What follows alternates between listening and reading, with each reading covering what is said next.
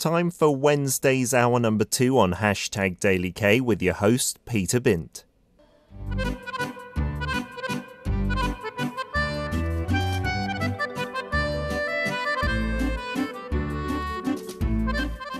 Korean dramas, movies, and even lyrics. Why is the world paying attention to Korean stories? From classics to modern masterpieces, time to dig deep into the charms of Korean literature. On Check It Out with Paul.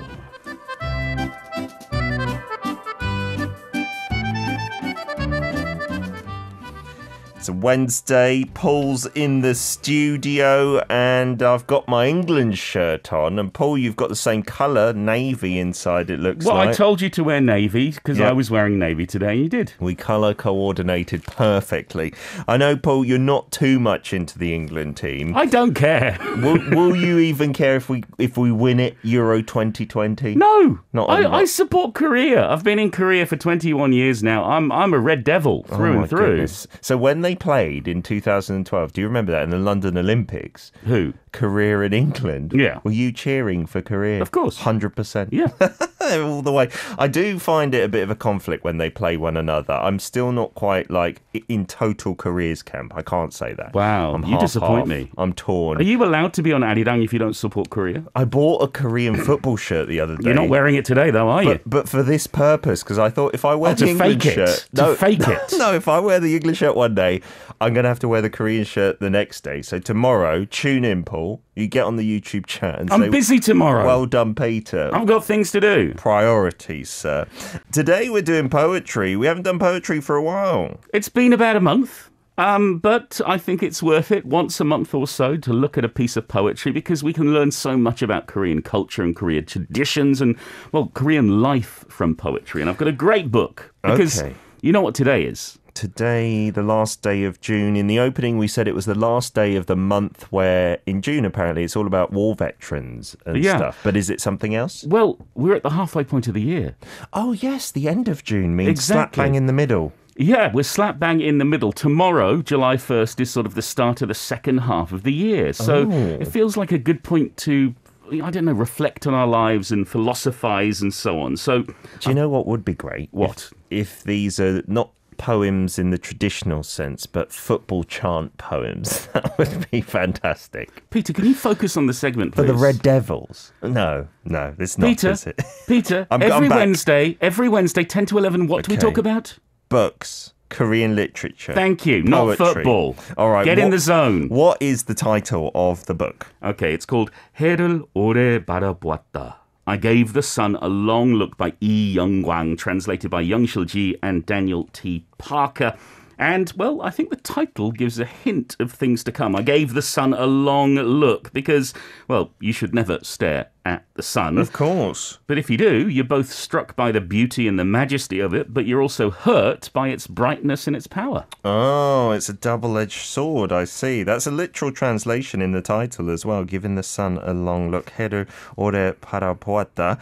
That reminds me, I think the one time I did that was back in the UK where there's a solar eclipse. And you were told to like make a hole in a cereal box or something to look at the sun. Yeah, you should never look directly at the sun. Do not do Please that. don't. Okay, so is it a collection of different poems within one book? Yes, it's this poet, Lee Young-kwang's poetry, a selection that all sort of link together. It's on themes of mortality and life and suffering and the difficulties of getting along, and they're really fascinating. Okay, Lee Young-kwang, it's the first time we're shining a light on their work? It is. In fact, I think this is his only translated book of poetry available. He's got poems in an anthology, at least one anthology. This is the only book dedicated to him, so it feels appropriate to focus on him. He was born in Uiseong in Gyeongsang-buk-do province in 1965, and he studied English literature at Korea University. Nice, back in the day. Yes, and then went on to get his graduate degree in Korean literature, and then made his debut in 1998. He won the Munye Jungang Literary Prize for his poetry, and he has gone on to write more and more and more. And he actually remained at Korea University. He's a professor in media creative writing there. Oh, that's nice. I really like his poems. I think they speak to you in a very particular way, and we'll discover as we go through 3 different poems what I mean by that. Okie dokie, looking forward to it. The translators, I think at least one of these names rings a bell. Well, both of them should, because we featured them exactly 1 month ago. Bad memory. At the start of June. They are a married couple. They are YoungShil and Daniel T. Parker.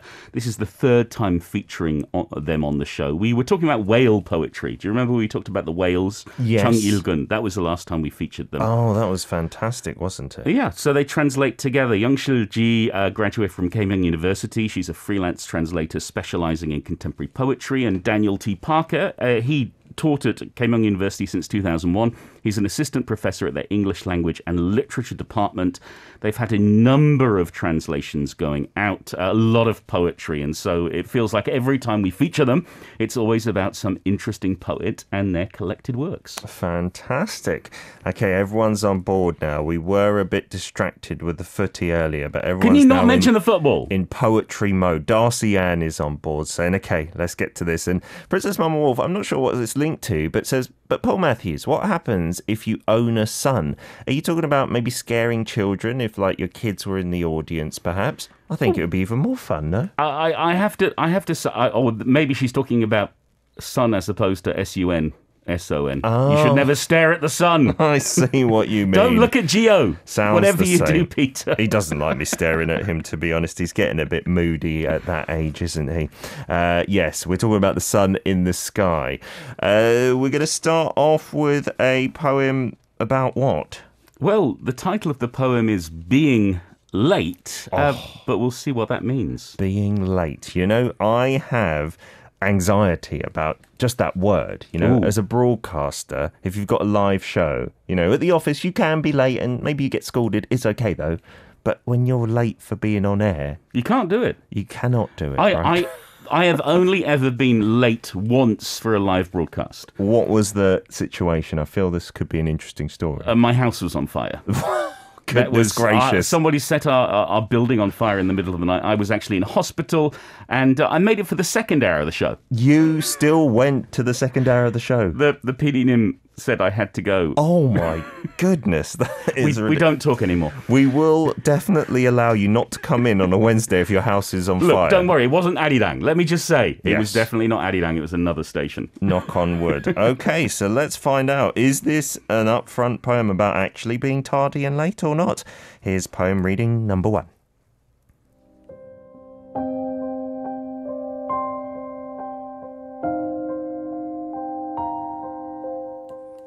I talked about health with the person I had spent so much time to visit.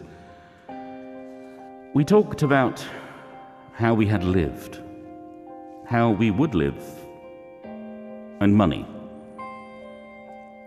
After too much time, I came to myself, used the "I'm so busy" excuse, and we curtailed our stories. As we parted, I realized we had only discussed our work and our lives, but hadn't mentioned death. Let's die together. I couldn't summon that thought. My mind seemed to be a secret, corrupted. After I returned, by crossing ground and skies for several days, I felt every single word was wrapped in worry. There was no word without mind. There was no mind without a word. Separation had come late to me, and simply, I came late to the delayed separation.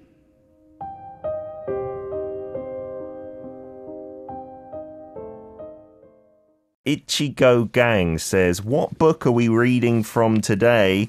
It's a book of poetry with an interesting name. Yes, I Gave the Sun a Long Look by Lee Young-kwang, translated by YoungShil and Daniel T. Parker. a few messages from our listeners. We got Raoul saying, OMG, how deep? And then surprised face or scared face or upset face. Darcy Ann saying, oh goodness, a bit hard to take. And Sophie saying, oh my word, that's awful. He never took the time to take care of himself.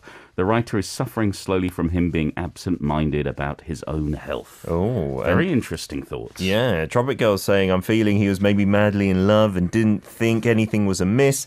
Thought it'd be till death do you part, and he wasn't prepared for the split. As we can see, there's so many different interpretations here. Until the halfway point, I thought I kind of knew where we were. And then it started talking about separation coming late to that. So the first part, the way I thought about it was maybe, having a chat with your friend or an acquaintance, maybe wanting to get out of that situation, but realizing, we haven't talked about the important things in life. And maybe death, one of the most important things in life that, to be honest, us as humans, generally, we don't really talk about that much. Yeah, I think it's really curious. I want to focus on the term late to start off with, because I think late, for me at least, has two distinct meanings. So one is, we were talking about before, being literally late for something. But the other meaning, when we use it for a person, the late whoever. Yes. Meaning the dead. Yeah, someone who has passed away. Right. And they both feature being literally late, but also death as well features in the poem. And it's really curious because you're absolutely right that we don't talk about it in normal conversation. And in the poem, talking about life, we're talking about money, we're talking about work, we're talking about health, but death is taboo.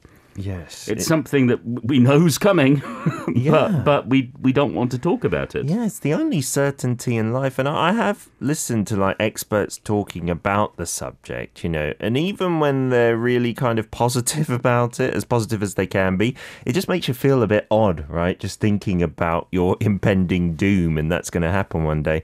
I don't know if it's a good thing to talk about. I'm all for talking about nearly everything. Yeah. But depending on your personality and if you get caught in this cycle of just focusing on that and nothing else, maybe it is good to avoid it because, I don't know, it's not going to change anything talking about it. I don't know. It's the paradox of life that we are here, but one day we won't be. And that's a terrifying thing. If we want to talk about existential dread. Yes. I've had moments of panic thinking about that. Of course. But what's interesting here is we have this conversation and then he leaves. And after he leaves, it feels to me like death has occurred. Somebody has died. But I'm not sure who. Is it his friend who's died, his lover? Or maybe it's him who's died. Literally? Yeah, that he's speaking to us from the afterlife.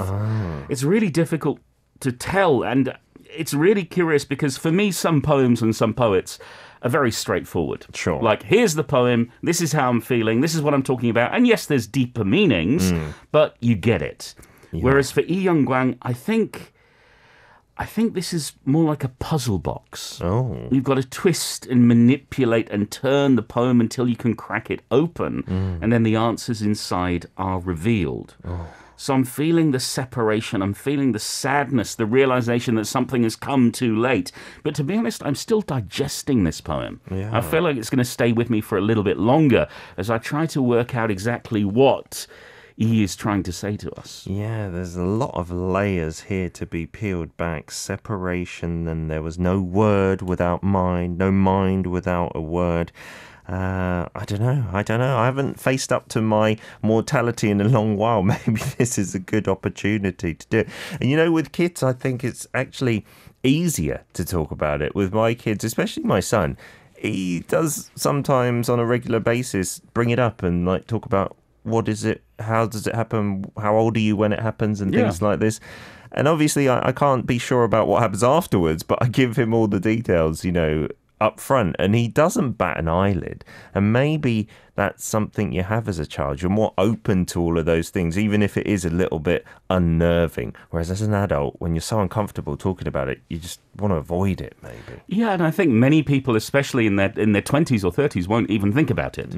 It's as you start to get a little bit older and you feel the clock is ticking, you've climbed up the hill and it's all downhill from now on, that you have to come to terms with your own mortality. And Absolutely. So it feels to me, is like he's that sort of poet who's he's interrogating us and also interrogating himself and trying to work out exactly what's going on. Second poem, a similar theme? Well, this one's a little bit different. It's called A Little While Ago, A Little While Later, and, well, it's not about being late, but it is about missing out. Let's take a listen.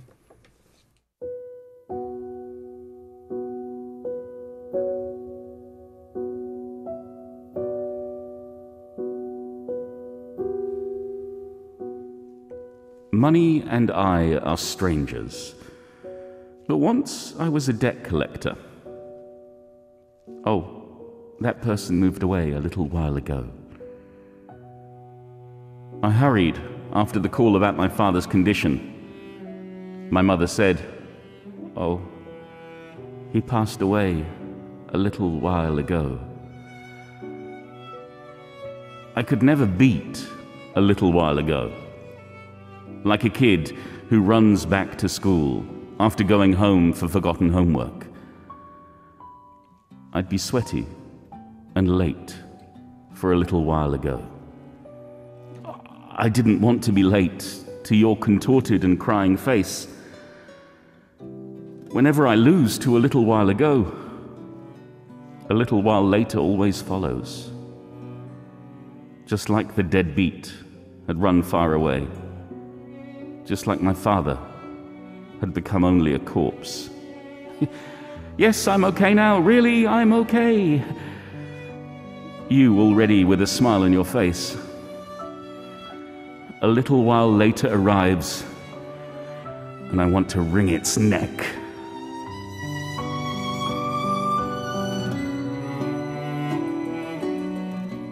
It's a bit mind-bending, all this. Like different perspectives on time, I feel. Like a little while ago compared to a little while later. Maybe transforming into that as well. But it also, again, seems to have those themes of, again, death. Money as well was in the first one a little bit in passing. And being late, right? Being there not a little while ago, but a little while later. Yeah, those missed moments. And I don't know, for this poem, it seems to pack in those thousands of regrets that we have about those times that we missed out. You know, as you've said, the death of a loved one, not being able to say that final goodbye, or when he's talking to his lover and he knows he's missed the opportunity to comfort her. And this poem, this really touched me. It got me thinking about all the chances I've missed in my life. And I think we've all been there.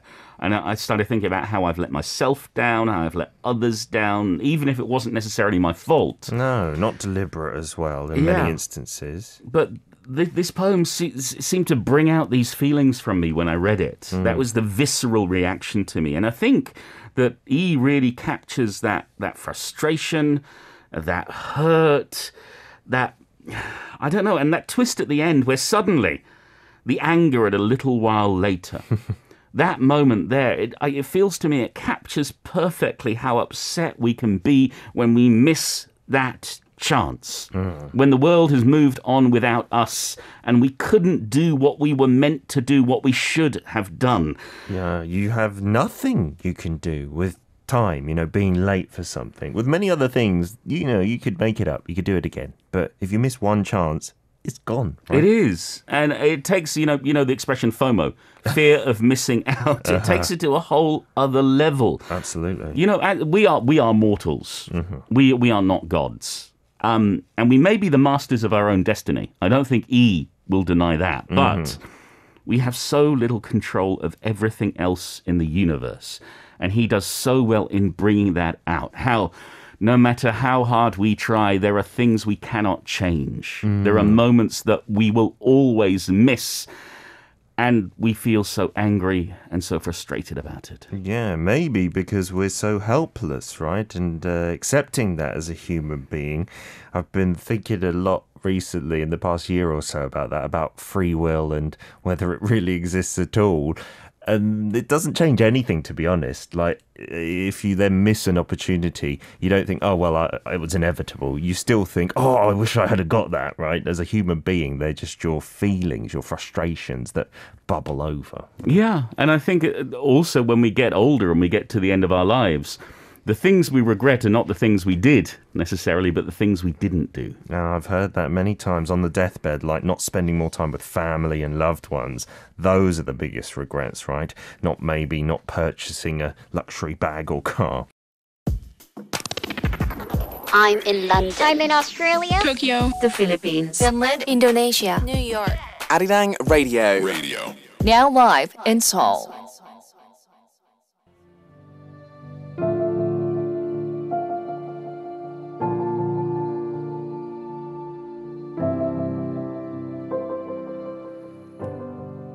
I gave the sun a long look as it moved from east to west. Too bright to be seen, I watched it with all my might. When I raised my head while walking, it was approaching and growing more lucid. The completely naked secret passing by, the completely revealed darkness. I stared at it in tears all day long, without blinking.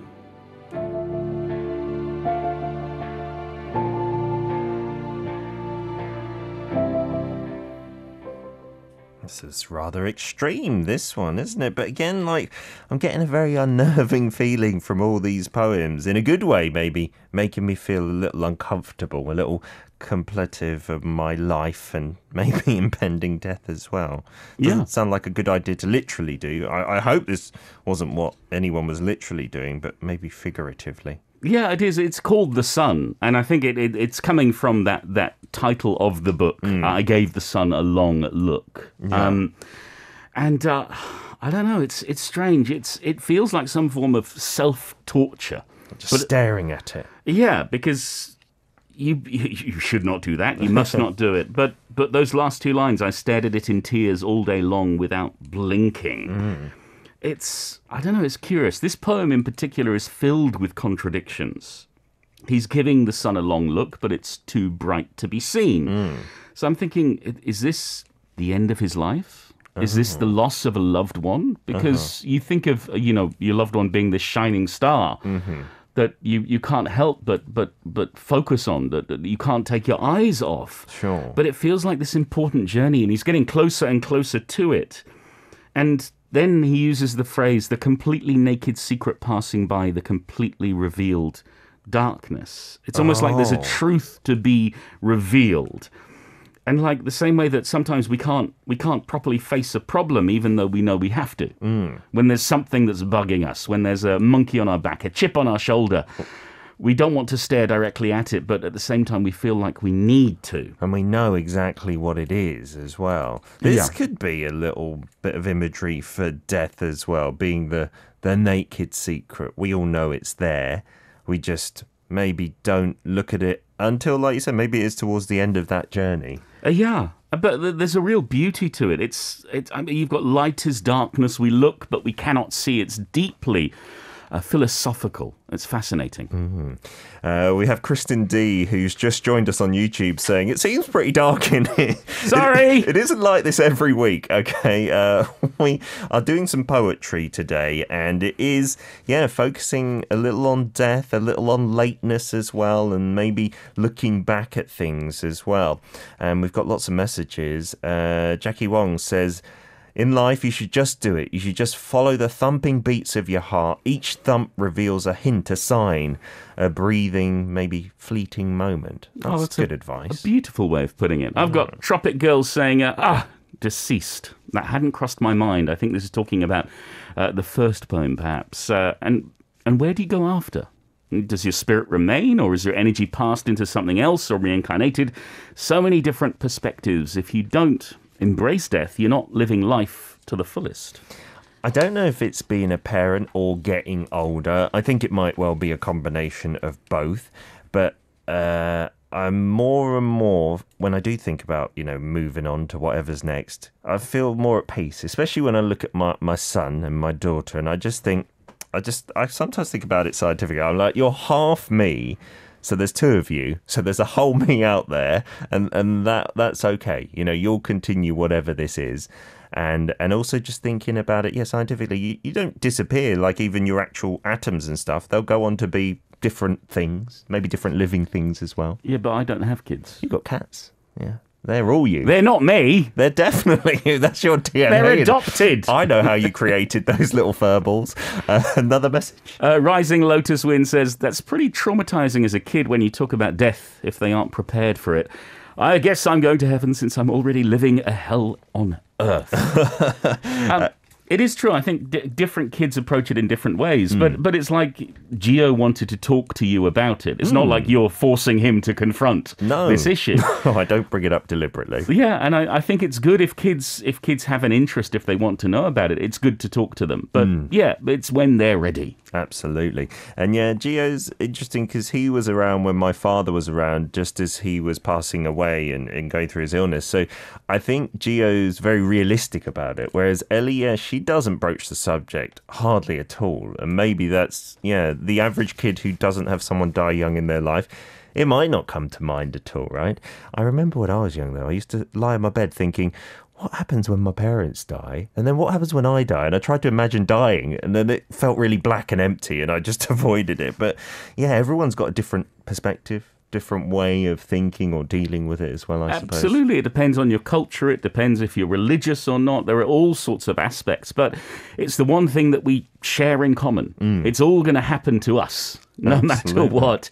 And what's really interesting is that these poems, they speak to me. They take a while to digest. I mentioned them being like puzzle boxes. But I think, as I said, the older you get, the more philosophical you get. Yeah. And I think here in Korea in 2021, life is digital and life is distracting.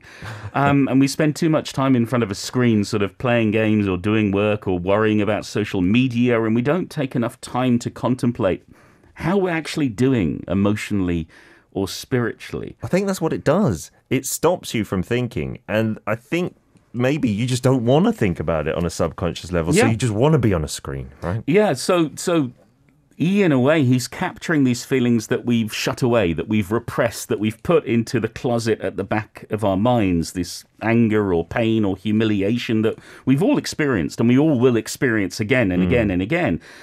And I find it fascinating that there's sometimes like a cry for help. There's sometimes like a questioning of the self. There's sometimes they feel like therapy. We're talking about when I was late for the radio, that time my house burnt down. Yes. Well, it didn't burn down, but it was a very traumatic experience. And I was lucky enough afterwards to find an English-speaking therapist. Oh, wow. I went for therapy because it was a very disturbing incident. Of course. And what happened to me was with the therapist, I learned how to open up to myself, how to start questioning myself, how to start analyzing my experiences and my feelings. And there was something about it in this poetry collection that spoke to me in that way. This feels like therapy. And I highly recommend it as well. As human beings, we need someone to talk to. We need someone to provoke us to try and get these answers out of us. Yeah, just don't bury it deep down within, which is, easy to do. You might just think, I'll just put it off for now. I don't want to think about that. I want to be in a good headspace. And then that can become like weeks and months and years. And then there's something that's kind of festering there, right? Yeah, so don't put it off. Follow the advice of the poet. And I think it's fascinating. Yeah, absolutely. Paul, as ever, thank you for this this week, dark dive into literature. Thanks as always to Asia Publishers and the Literature Translation Institute of Korea for their help with copyright permission for this broadcast. Thanks to Lee Young-kwang for his curious poetry, to YoungShil Ji and Daniel T. Parker for their beautiful translation. I will be back again with another book next week. Goodbye! You can listen to Check It Out with Paul Matthews on Arirang Radio's #DailyK every Wednesday from 10 a.m. KST.